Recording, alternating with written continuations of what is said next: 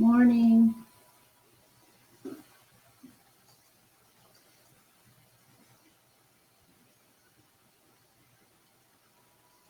Hi, Mariel.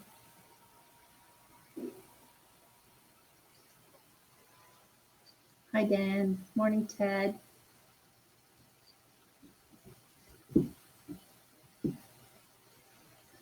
Morning, Tristan and Thomas.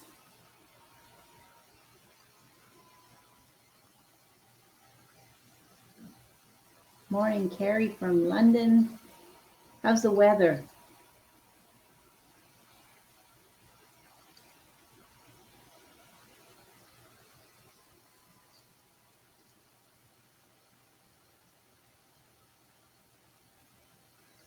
Good morning. Good morning. Good morning. Sunny there. Good. We started off really cloudy here, and we get a little bit of sun breaking through. So that's good.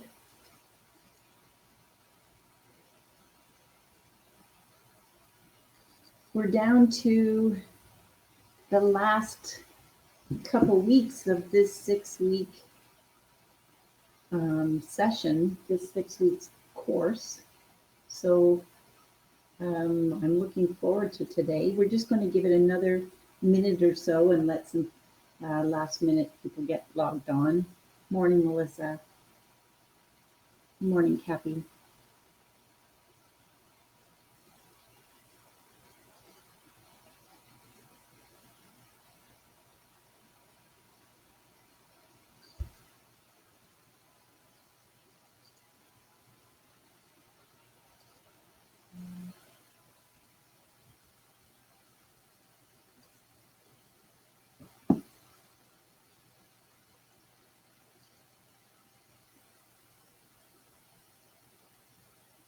Morning, Cindy. And Lisa, good morning.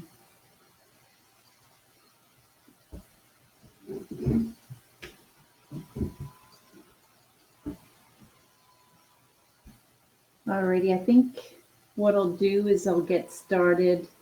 We may have a couple more people joining us as time goes on, but in the interest of time, and for those of you who are here now, we'll get going. So here we are in Managing Angry Moments. Once again, as I said, mod 5. So week 5. Morning from Moose Jaw, Lisa. Morning.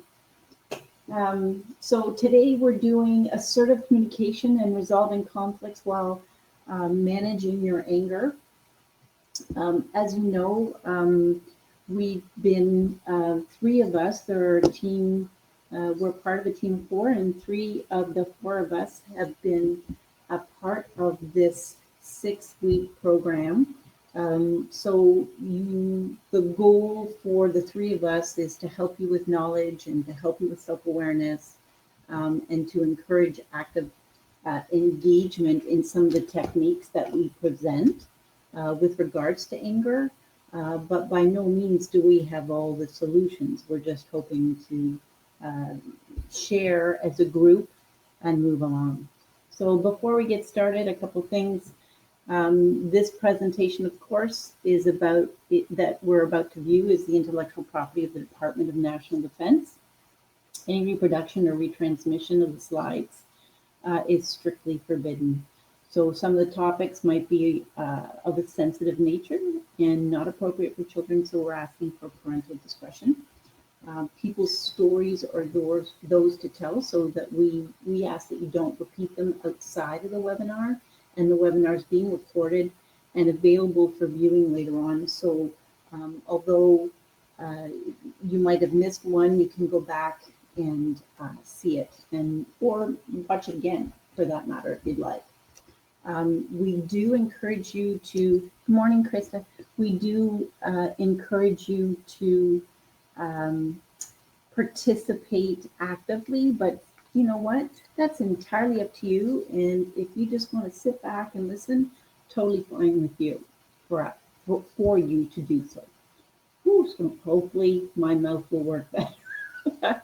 Thank you, Kathy, for your participation and your nice words.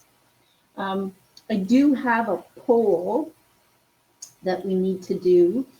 Let me just see here. Polls.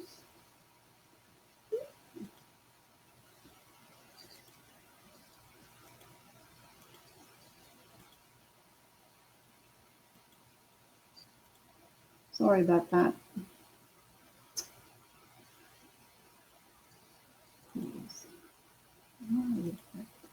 Just a minute.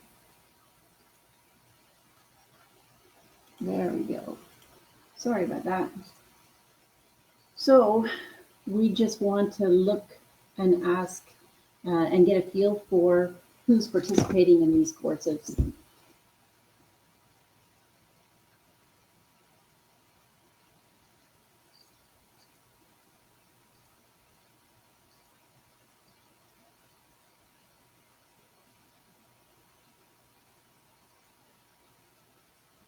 Wonderful. So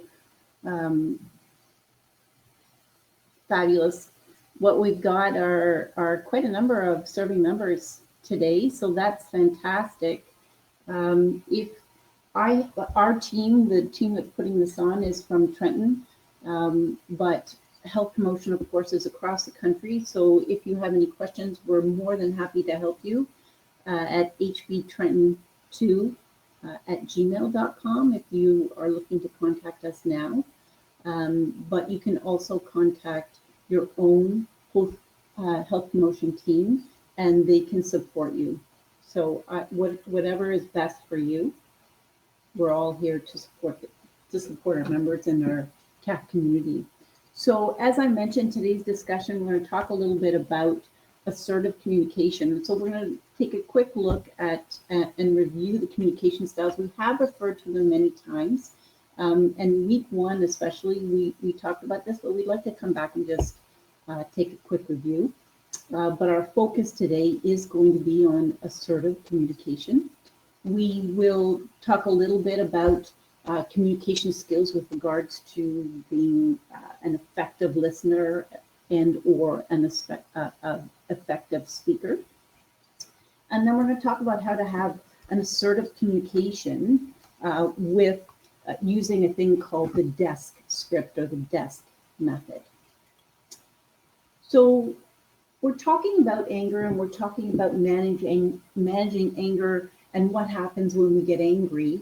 And a lot of times when we're angry, we want to let people know how we're feeling, or either by our facial expressions or the way we hold our body, or we may say something. But one of the interesting things in Stephen Covey's book, The 7 Habits of Highly Effective People, his 5th habit is seek first to understand and then be understood. So this is interesting when we talk about anger. So this involves asking ourselves not only what we want from a given situation, but also what the other person wants. And when we're talking about this interaction, we know communication-wise, there are many communication breakdowns, and they are the common cause of conflict. And likewise, effective communication can help correct misunderstandings and move a conflict towards a resolution or a more amenable result.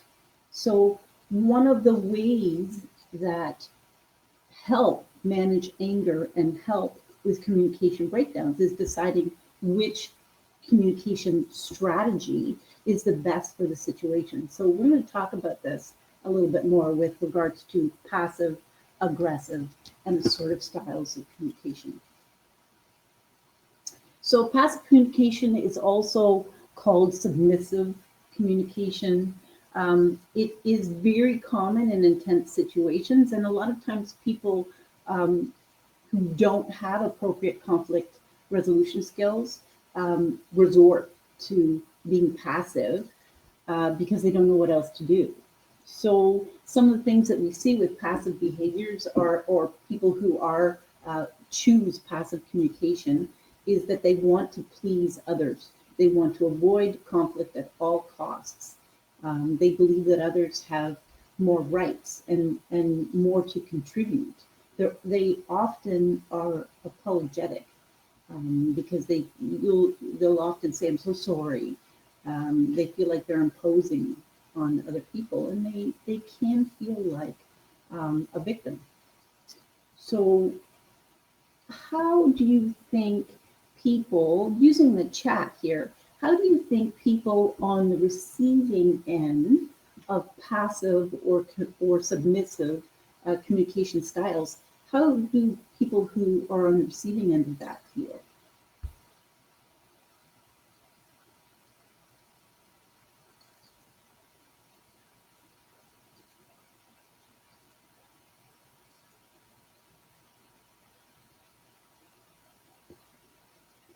That they have more power, yes, and that the other person has low self-esteem, that the other person might be seen as weak, yes, yes, that they aren't wrong.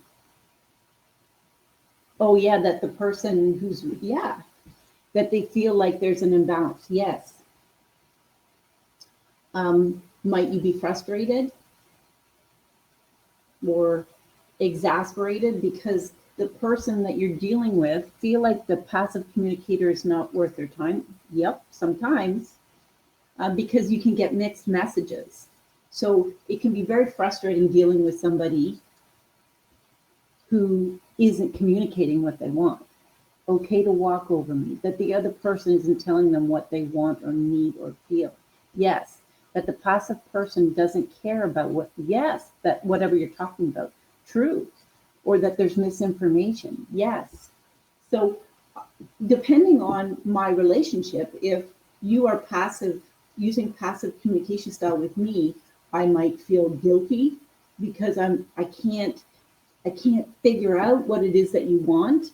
And so I feel like I'm railroading you. That might be another thing. They do not want to do more than they need to. Yes, guilty or feeling sorry for them. Yep. No respect for personal boundaries. Absolutely. And so avoiding, but let's take a look at this too, because avoiding or passive communication, avoiding dealing with the situation is passive only if it's really what you uh, want, what you, if it's not what you want to do.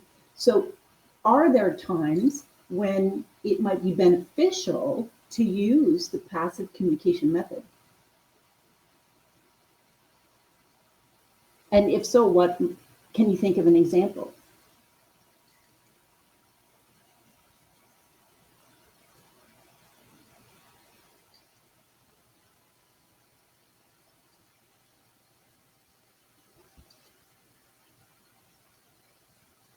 Yep. Micromanager boss.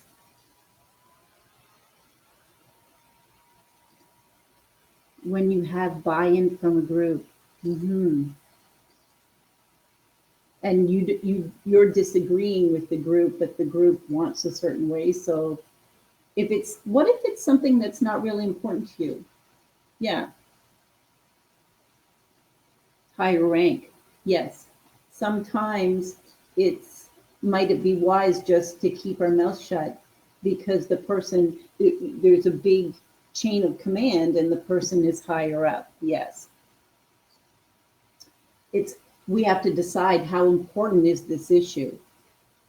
When I was a child, my mother used to say to me, you don't have to die on every hill. You don't have to fight every battle. So sometimes, yes, pick your battles. Absolutely.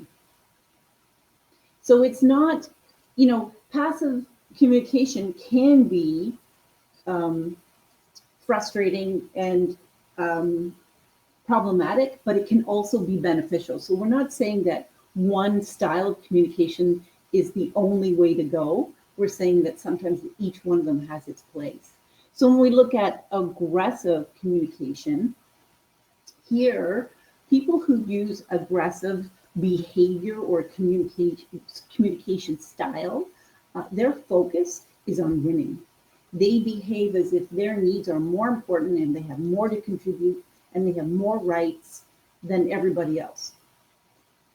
The issue sometimes with aggressive style of communication is that the message can sometimes get lost because people are reacting to the delivery. Yeah. Yes. What might an aggressive person do? What behaviors might we see to get what they want?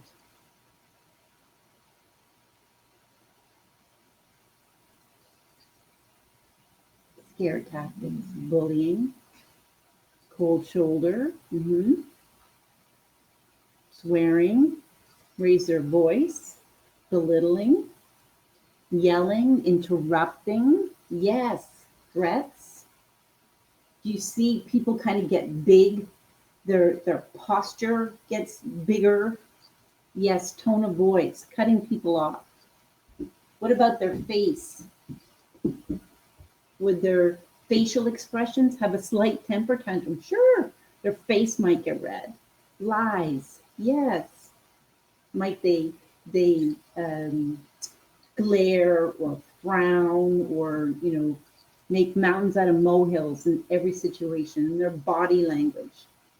Yeah, they look like an upset peacock. True, sometimes. How do people respond to this kind of behavior?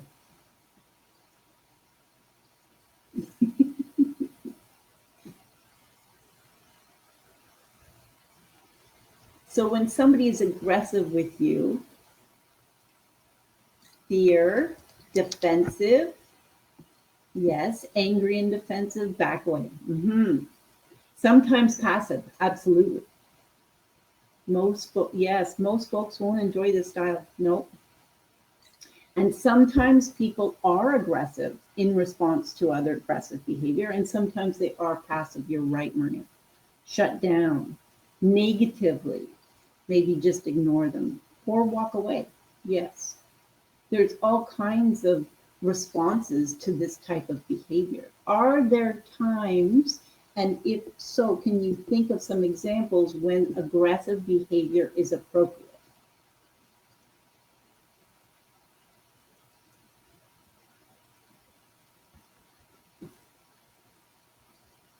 Never. Mm. Life or death?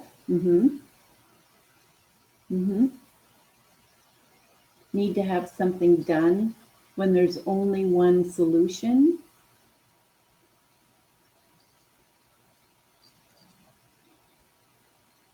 Has anybody ever been aggressive when you were trying to protect a friend or a loved one from the aggressive behavior of someone else?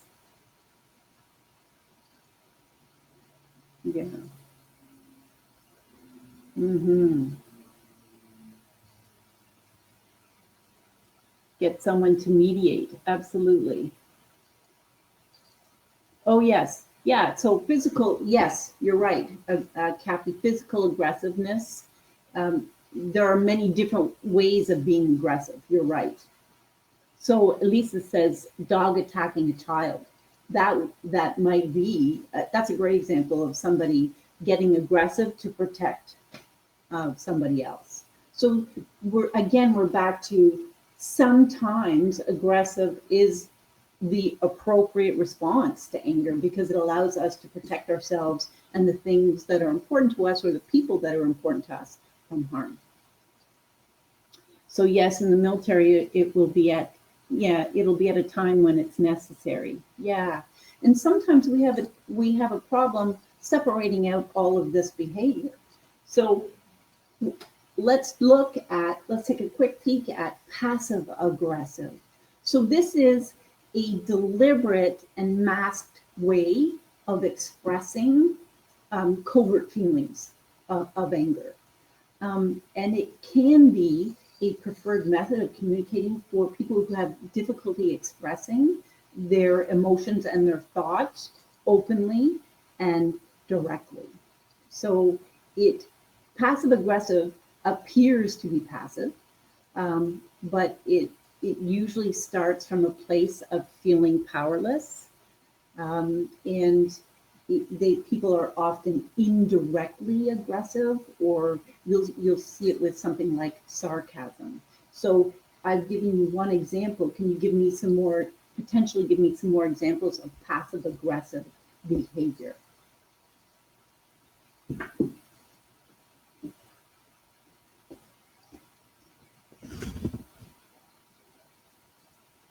Pointing out flaws? Sure.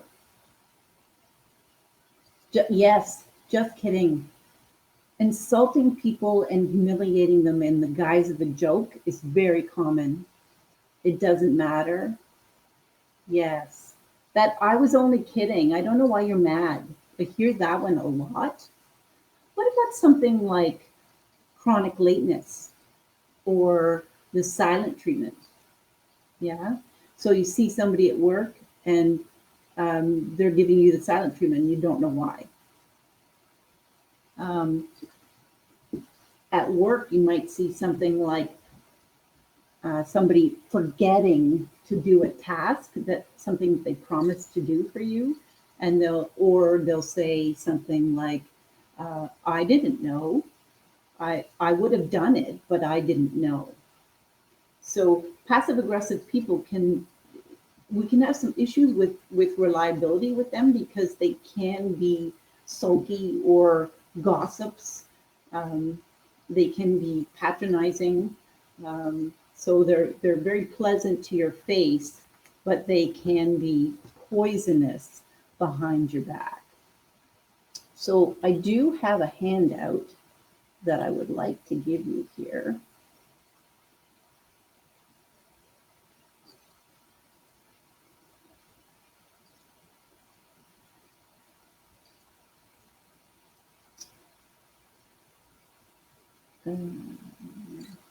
There we go.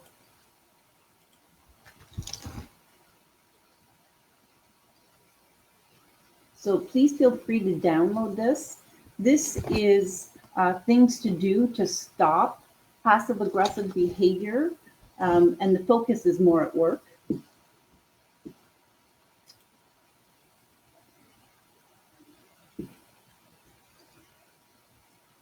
Not including, I'll just take a peek here, not including others in discussion topics in sports, etc. Mean girl mentality are also other great examples of passive aggressive behavior. What happens when we find ourselves being passive aggressive? How might you stop? How do you stop that behavior when you catch yourself being passive aggressive? Excuse me.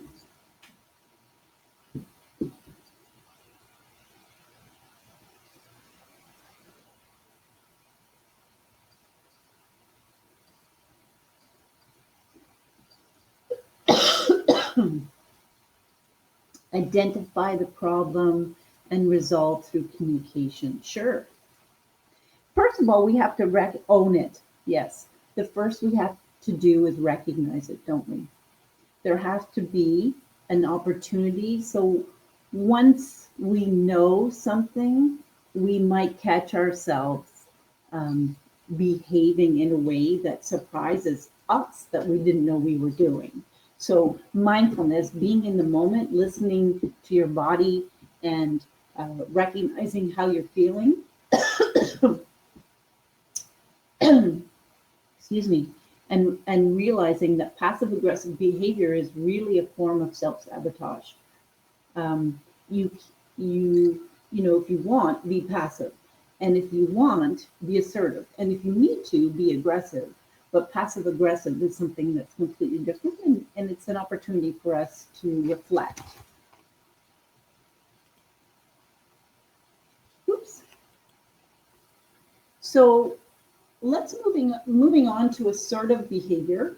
This, of course, is stating what your experience is, what you want in a way that's respectful of others. So not only do you respect yourself, you respect others.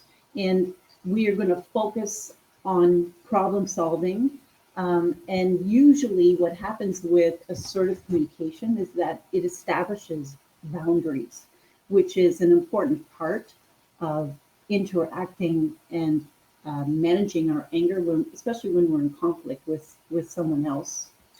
I do have handouts for you.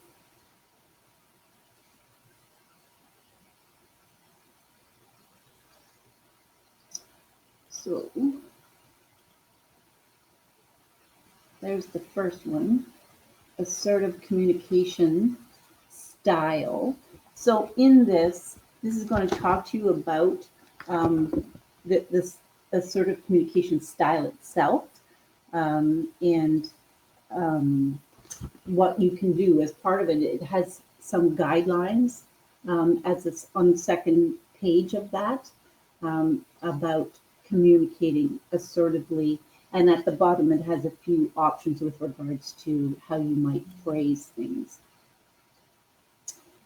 I also, so this second handout that I have for you is came as a direct result of last week's presentation. So if you weren't here last week, um, there was some sharing going on. And one of the things that I wanted to make sure that we talked about today briefly, just addressed anyways, is when is it safe to speak assertively?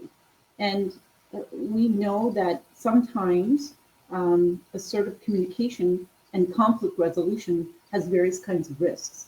And there might be relational risks, there might be financial risks, there might be physical risks.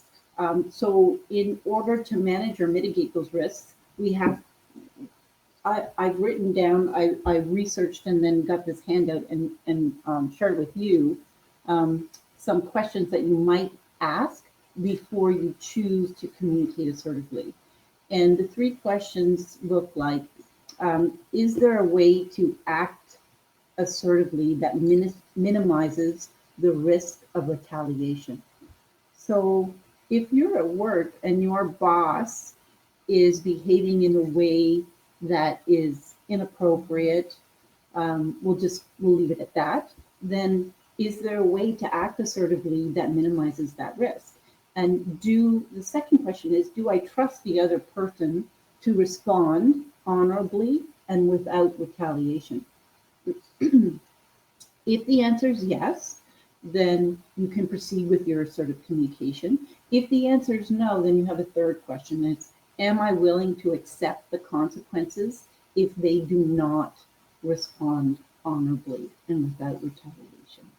Because we have to ask ourselves, can every conflict be resolved? Yes, the dispute resolution center can certainly be incredibly helpful. And this is where you might want to wait and seek outside help before you speak assertively. So although this session is about using assertive communication and using it in a way that's beneficial, we want to be very clear that sometimes it's better to go for outside help or wait before you start to speak assertively. So again, we're back to that passive, aggressive, and assertive. And no one communication style is the only way to deal with every situation. Maria says, I know that something has triggered me. I often hear myself starting a circular conversation in my head. I will yell stop and try to turn around and change it physically and emotionally. Nice. Use I, not you, when attacking a problem so you're not attacking the person. Yes, absolutely. All of those are marvelous. So when we're talking about assertive communication, some of the things that come up, and we have mentioned it earlier today, is about listening. So if I was to ask you on a scale of 1 to 10, with 10 being excellent or really, really good, how good are your listening skills?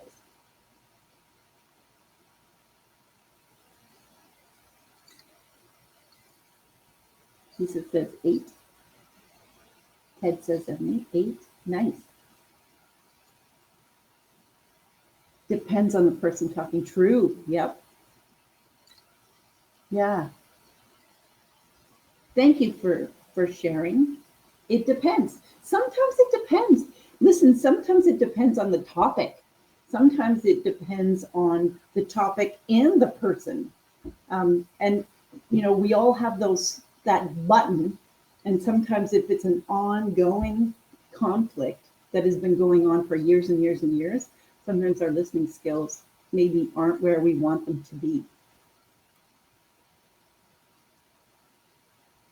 Most people listen with the intent to do not listen with the intent to understand.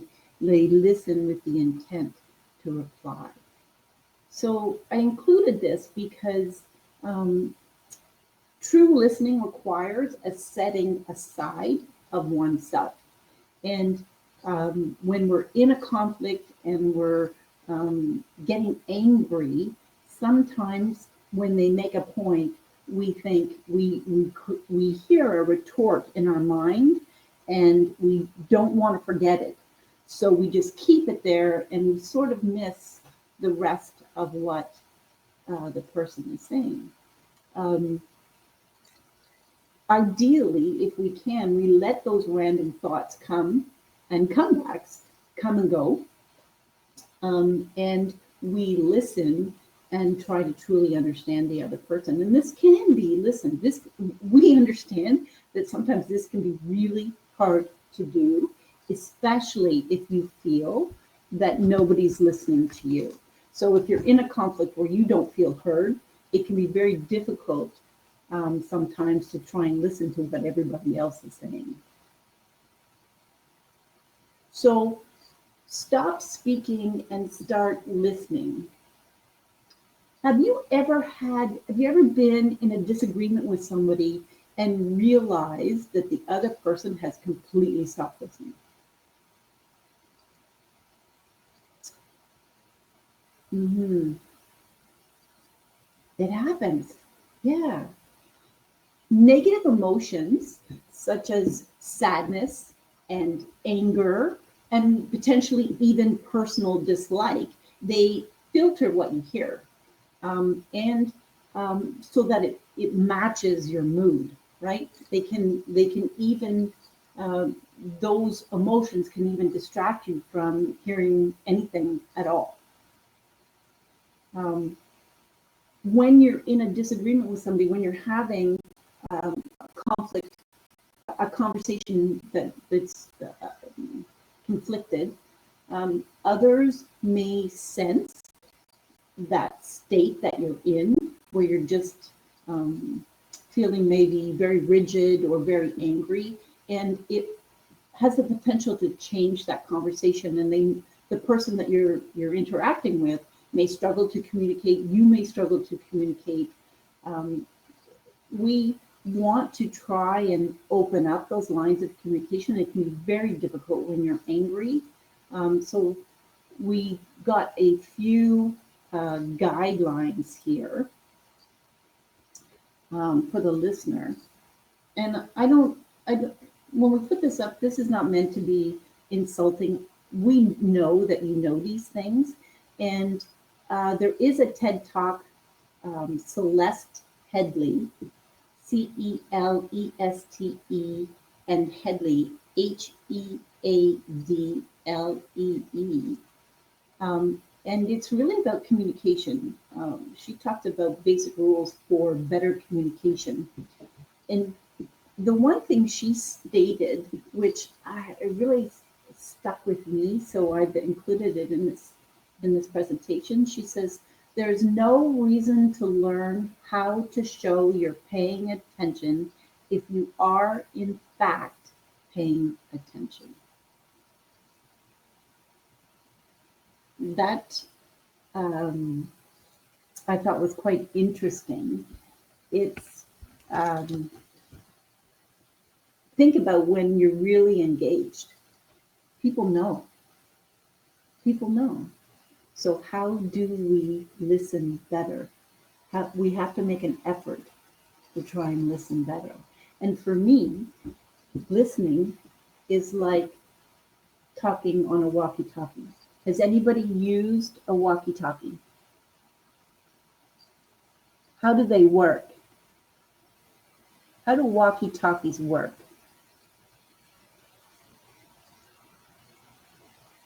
What are some of the key elements of a walkie-talkie?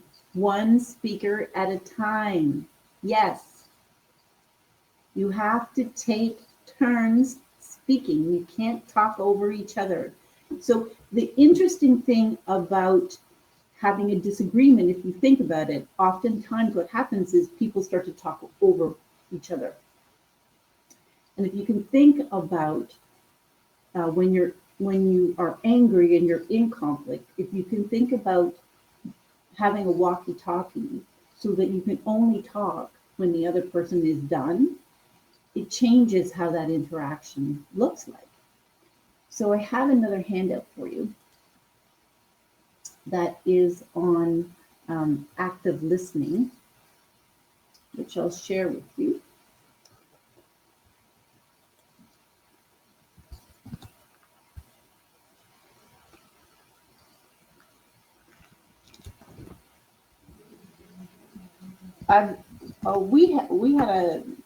I did a weekend program with couples, and some of the couples talked about they were going to go out and actually get walkie-talkies so that when they were angry, the talking stick is another way to do it. Yeah, you figure out what to say before you press the button. What a great idea. Yeah. But these couples talked about they were actually going to get some walkie-talkies so that when they were angry, that it forced them not to, because one of the couples talked about how they were constantly talking over each other, and that this would initially force them to wait until the other person was done, and how it would change what that conversation looked like. So we also have guidelines for the speaker. This is, again, this course, this class today, this webinar is all about assertive communication, speaking for yourself, taking some time and slowing down and using those I statements that were referred to earlier on. Be brief and stay on topic. That's important. If you are the type of person that likes to pontificate and get stuck in the weeds, it can be problematic when you're having a conversation. The person that you're disagreeing with, they don't need too many details unless the details are really important. So carefully, you don't get stuck in the weeds. You want to give the listener an opportunity to paraphrase and reflect back what they're hearing so that there's a genuine understanding between the message being sent and the message being received. This is where emotional intelligence plays a role. How would you define emotional intelligence?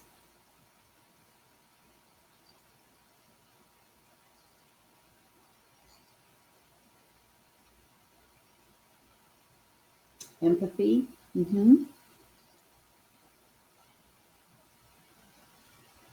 Aware of what you're feeling. Yes.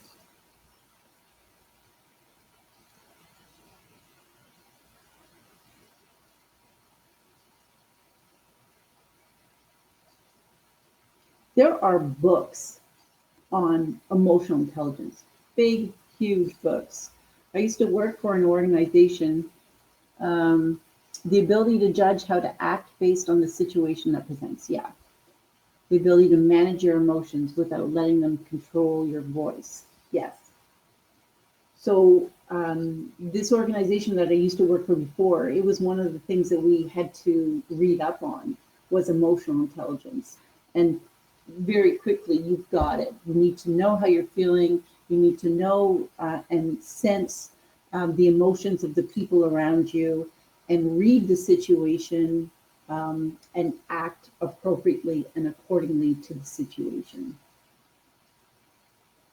So, do you feel that emotional intelligence might be an important part of the speaker guidelines? And if so, what about it might be important?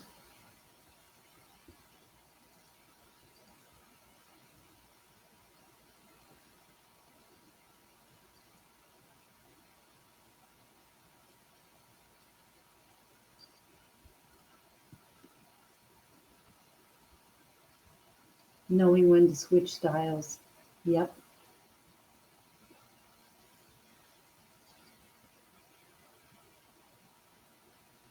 Sometimes it's about asking questions too.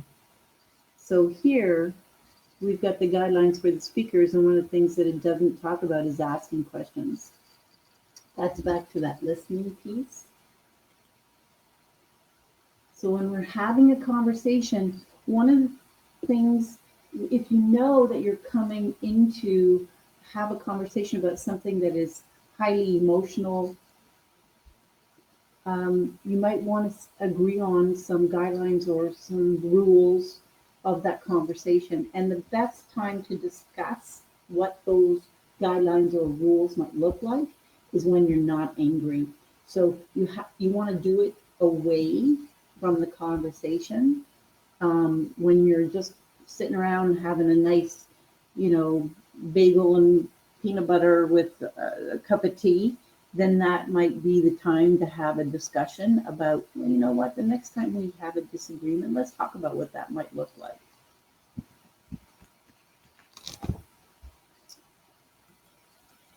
So we want to get into what the specifics of what an assertive communication might look like. And this is where we get to that desk script or desk method. I do have for you a handout. There we go. On this desk method. And in it, I've got examples of what that might look like. So there are 4 points. And one of the things that I would like to add into this desk script is the listening piece. So we need to not only describe how we feel, but also listen. We want to show that we hear and understand the other person's needs or the other person's feelings or how they view the situation. So an example might look like, I realize that you care for the children a lot. I acknowledge that you're feeling stressed. The second one is express. So you're expressing your feelings or your thoughts, and you're going to do that in that I statement. I just feel hurt and disappointed when you don't call. I've been working against the deadline. I feel overwhelmed, and I haven't had time to cook dinner. So 3 is specify. This is where you can specify very clearly what it is that you want or the actions that you want from the other person. And it helps if it's not too aggressive when you're making these statements. So let me give you an example. It would be helpful if you could let me know if you're going to be late for dinner. That would make a real difference. Excuse me. Or I'd appreciate it if you could whip something together from leftovers so I can get this task done. Thanks heaps. Or on Sunday morning, would you mind watching the kids for 30 minutes so I can go for a walk? Because that would really help me out. And number 4, this is where we're talking about the outcome. So we're looking at the consequences, and you might mention the anticipated positive outcomes of a change. You might also mention the negative aspects of no change. this is about, but we're doing it in a way that's assertive and not aggressive. So, example might look like that way I'll feel calmer when you get home and will be more willing to have a nice chat. Or if that doesn't work for you, I can always order pizza. So, thing about these is when we are looking at this death script, you want to consider a few things. You want to look at timing. So, I think about if I want to have a really important conversation and my husband is watching, game 7 of some really important sport event and they're down to the last 2 minutes, if I go in and try and have a conversation with him, he's not going to be very invested in the conversation. So we want to look at timing. We want to be very cognizant of the statements that we're making and try to avoid judgmental statements or, that's so stupid. Why would you do that? Or, tone of voice. Sometimes our tone of voice can be more aggressive than we mean it to be. We want to make sure that we're using eye contact and a relaxed posture. And this is where we have an opportunity to express what it is that's going on for us in a way, hopefully, the other person can hear. The thing about assertive behavior is that it, for majority of people, is that it doesn't come naturally. It's a learned style of communication. So we have to keep in mind that being assertive does not guarantee that you will get what you want or that the other person will agree or comply with what it is you've asked them to do. They may continue to be aggressive in response to you. And assertive behaviors, assertive statements look like I feel, I want, I think, I need.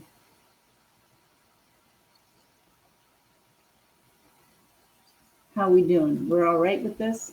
So we have to remember that when you're making these changes, that it's important that you practice. And practice takes, when you're first starting to do a new method or integrate new ways of communicating in this instance, it can be very tiring and very fatiguing and sometimes frustrating, and sometimes you'll do a good job and maybe sometimes upon reflection you'll think, well, that didn't go the way I wanted it to at all.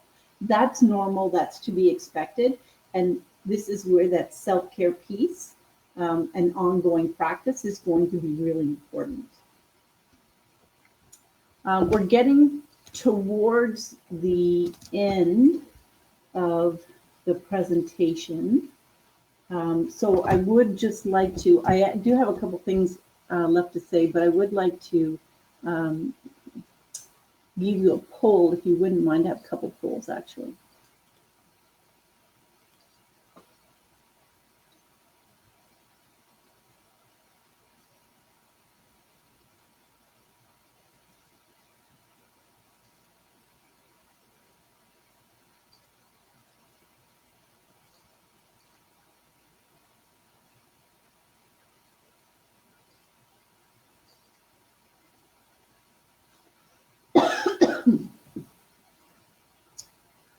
Alrighty. Thank you for that one. I've got a tickle in my throat. Oh, tries. The last one is about the Demio platform.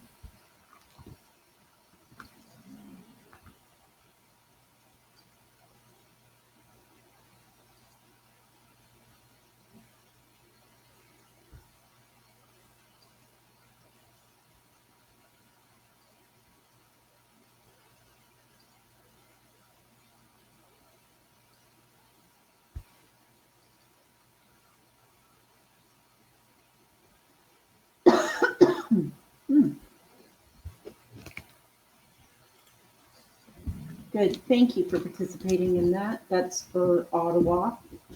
Um, as we get towards the end and we look to wrap up this session, a couple of things that I wanted to mention, and this is my last session. So our our objective when we talk about MAM and some of the interactions that we're giving and suggestions that we're giving you is that not that you will never feel angry. It's not realistic and it's not desirable. But we want to focus on learning to be more aware of what we're thinking and how we can change what we say and do when we are angry. Um, no one can make you feel angry. Responding in anger is your choice, and the responsibility of what you're feeling when someone does something or says something that makes you angry is yours. The responsibility is yours.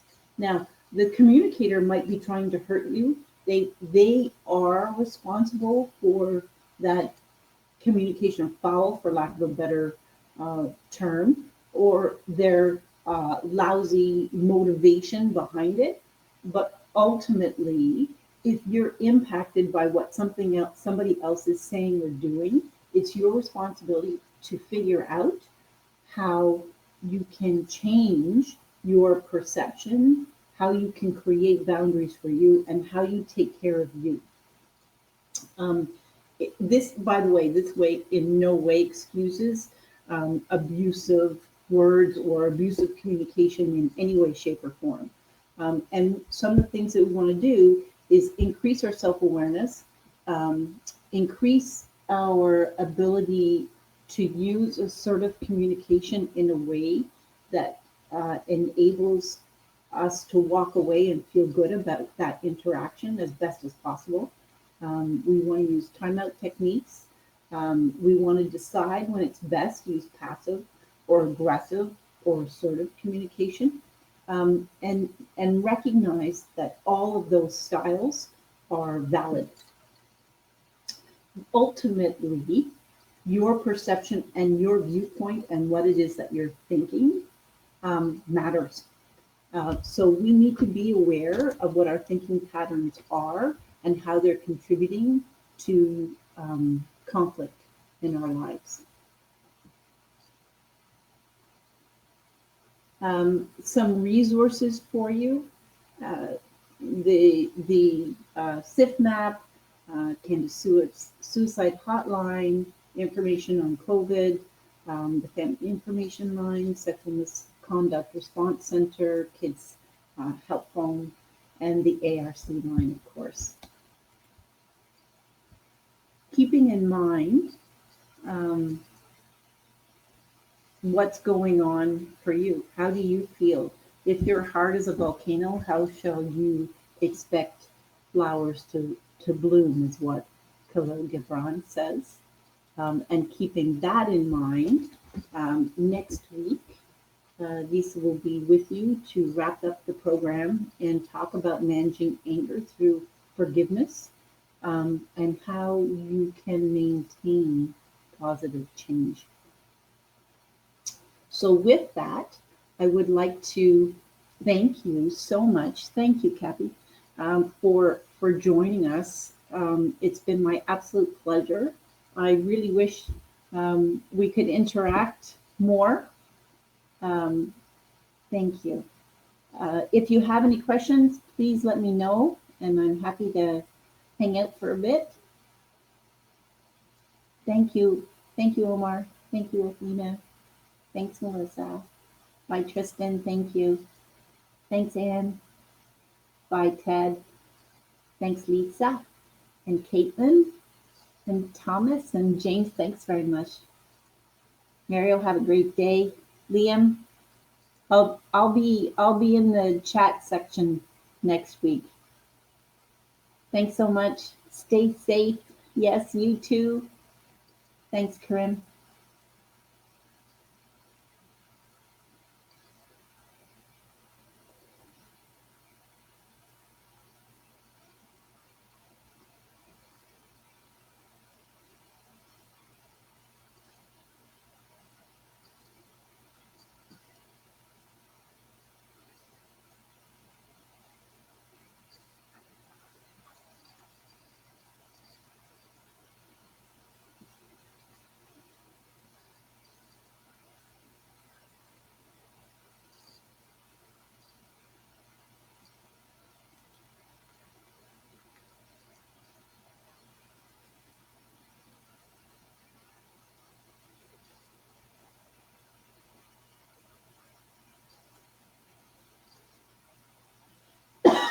Thanks,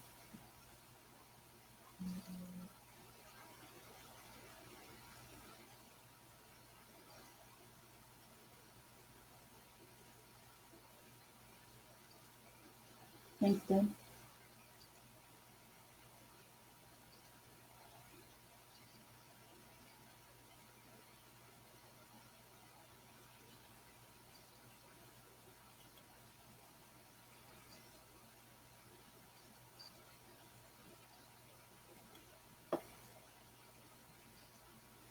Bye, everyone.